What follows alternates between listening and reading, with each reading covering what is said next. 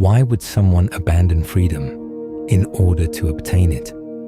This paradox perfectly describes Ayanokoji Kiyotaka and his decision to accept the teacher's conditions in classroom of the elite. At first glance, his choice seems contradictory. Ayanokoji values independence, avoids attention, and constantly tries to live a quiet life. Yet when he is confronted with control, manipulation, and hidden rules, he doesn't resist. Instead, he accepts them. The question is, why? To understand this, we must first understand Ayanokoji's definition of freedom. Unlike most students, freedom for him is not emotional. It is strategic. Ayanokoji was raised in the White Room, a place where individuality was erased, where failure was unacceptable, and where human relationships were reduced to experiments. In such an environment, freedom was not a natural state. It was something distant, almost theoretical. For Ayanokoji, freedom is not the absence of control. It is the ability to move within control without being broken by it. When the teacher offers him conditions, Ayanokoji immediately recognizes the hidden structure of power. Refusing would not make him free. It would only place him under suspicion. Fighting directly would attract attention.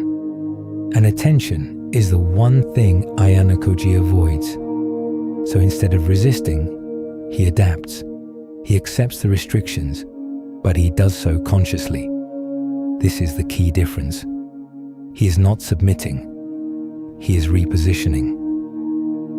Philosophically, Ayanokoji's decision reflects a deeper idea.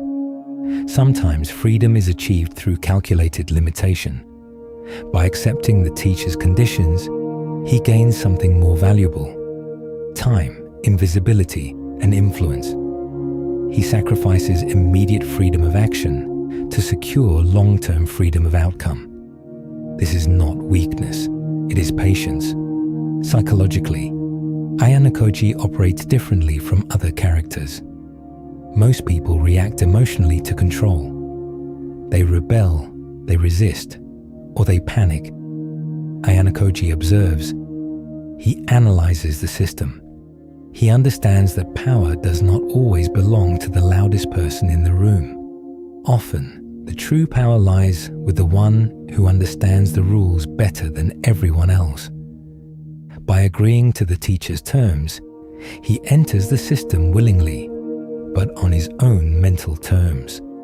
Another important aspect is Ayanokoji's detachment. He does not seek recognition, friendship, or admiration. This allows him to make decisions that others cannot. Accepting control does not damage his ego, because his ego is not tied to dominance. Instead, his focus is efficiency. If surrendering a small piece of freedom increases his overall control of the situation, he will choose that path without hesitation. There is also a strategic layer to his choice. By appearing cooperative, Ayanokoji reduces suspicion. He becomes invisible, and invisibility is his greatest weapon. While others fight openly for status, he moves quietly, influencing outcomes from the shadows. In this sense, accepting the teacher's conditions is not surrender. It is camouflage. This idea connects to a larger philosophical question. Is freedom about doing whatever you want, or about being able to shape outcomes? Ayanokoji clearly chooses the second. He understands that absolute freedom does not exist within structured systems.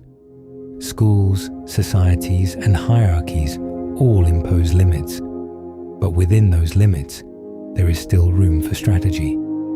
Ayanokoji doesn't try to break the system, he bends it. In the end, Ayanokoji's decision is not contradictory at all.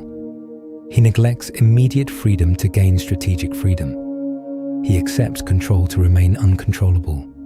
He follows the rules so he can quietly manipulate them. This is the paradox of his character.